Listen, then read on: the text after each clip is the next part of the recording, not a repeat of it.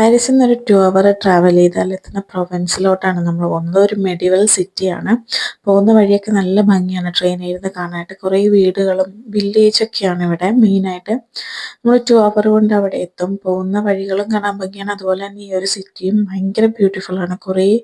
എല്ലാ വീടിൻ്റെയും ഫ്രണ്ടിൽ കൂടെ ഇതുപോലെയുള്ള ഒരു ചെറിയ ഒരു തോട് പോലെ ഇങ്ങനെ പോകുന്നുണ്ട്. എനിക്കിത് കണ്ടപ്പം നമ്മുടെ ആലപ്പുഴയാണ് എനിക്ക് ഓർമ്മ വന്നത്.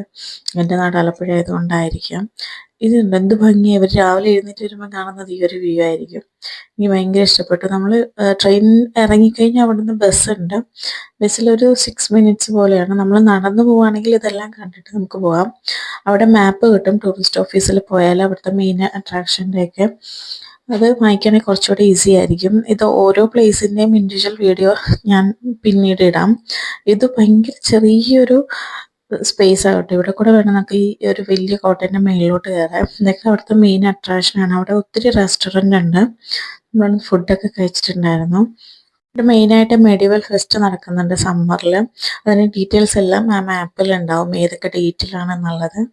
നല്ല ഭംഗിയുള്ള ഒരു ഫുൾ ഡേ നമുക്കിവിടെ സ്പെൻഡ് ചെയ്തിട്ട് ഈ രാത്രിയാകുമ്പോൾ നമുക്ക് തിരിച്ച് പാരീസിൽ എത്താൻ പറ്റും.